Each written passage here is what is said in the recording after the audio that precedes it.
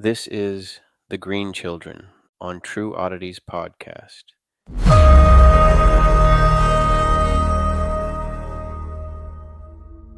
In the rolling green countryside of Suffolk, England, during the chaotic and violent period known as the Anarchy in the mid-12th century, the small village of Woolpit carried on with its simple medieval routines.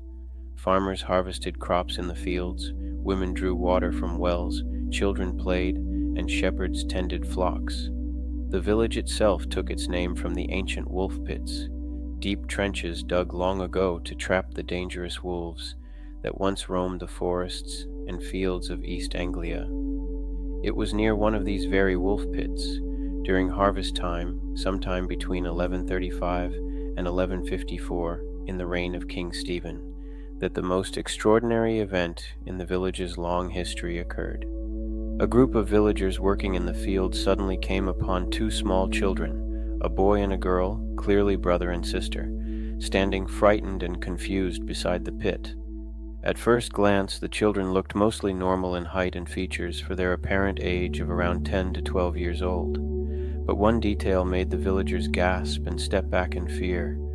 Their skin was a vivid, unnatural shade of bright green, like fresh spring leaves or unripe apples.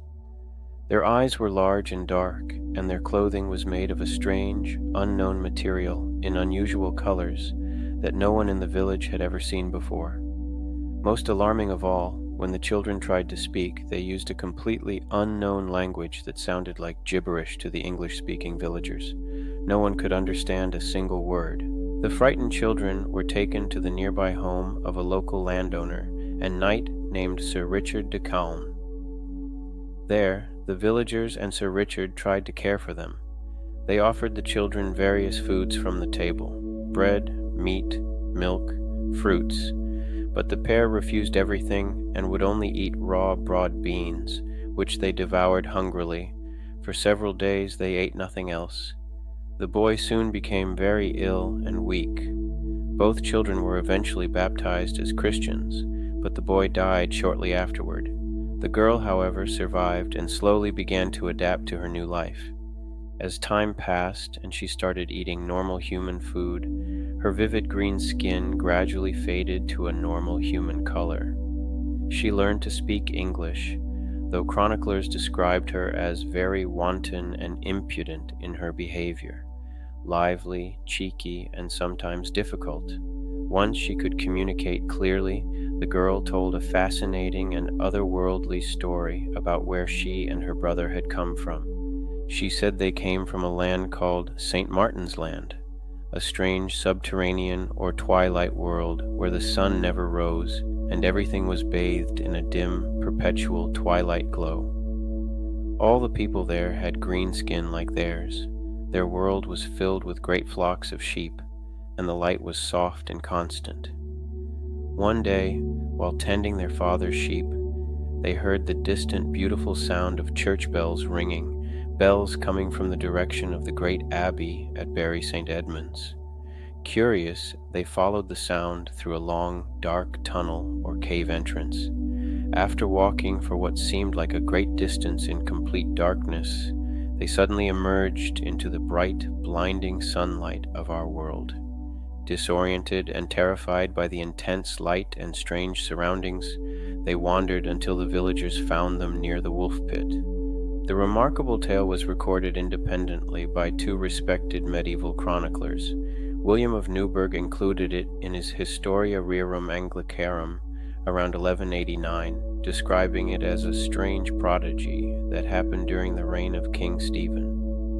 Ralph of Coggeshall wrote about it in his Chronicon Anglicanum around 1220, claiming he heard the details directly from Sir Richard de Calne himself, the man who had taken the children in. Both writers were serious historians who generally stuck to verifiable facts, which makes the inclusion of this bizarre story even more intriguing.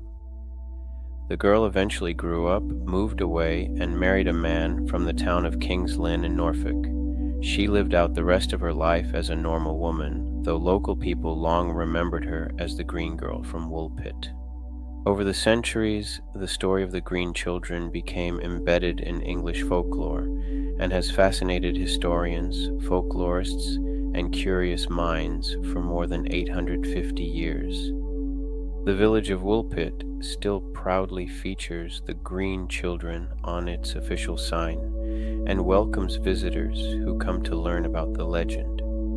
Modern explanations for the event are numerous and range from the practical to the speculative.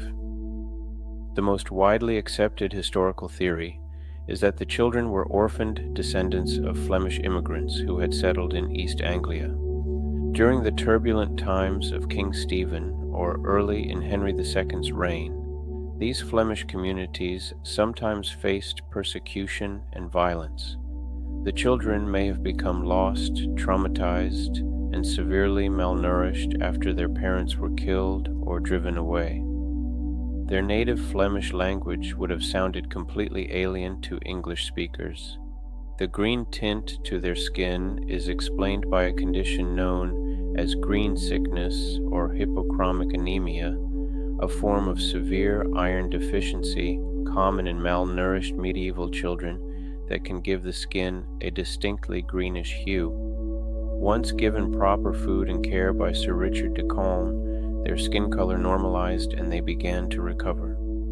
Other theories include a genetic condition passed down in a small isolated community, chlorosis caused by poor diet, or even that the entire story is a medieval urban legend or moral allegory designed to teach lessons about curiosity, faith, or the dangers of the unknown.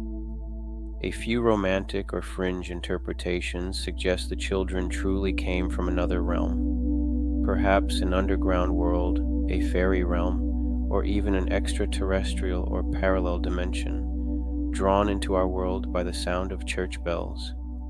Whatever the real explanation, the Green Children of Woolpit remain one of the strangest and most enduring true oddities from medieval England. Their story continues to spark debate and wonder to this day. As the two green-skinned children emerge blinking and terrified from the dark tunnel into the bright, harsh sunlight of 12th century Suffolk, standing confused beside the ancient wolf pit as curious villagers gather around them, we close this ancient and mysterious chapter of True Oddities. That's episode 10, The Green Children of Woolpit. Next episode, we stay in the 21st century with one of the strangest modern mysteries, the unexplained drone swarms. Since 2021, mysterious fleets of unidentified drones have been swarming over U.S. military bases, sensitive sites, and cities. The government admits they have no idea where they come from or who is flying them. Subscribe, rate the show on Spotify, and I'll see you in the next bizarre but true tale. Stay odd.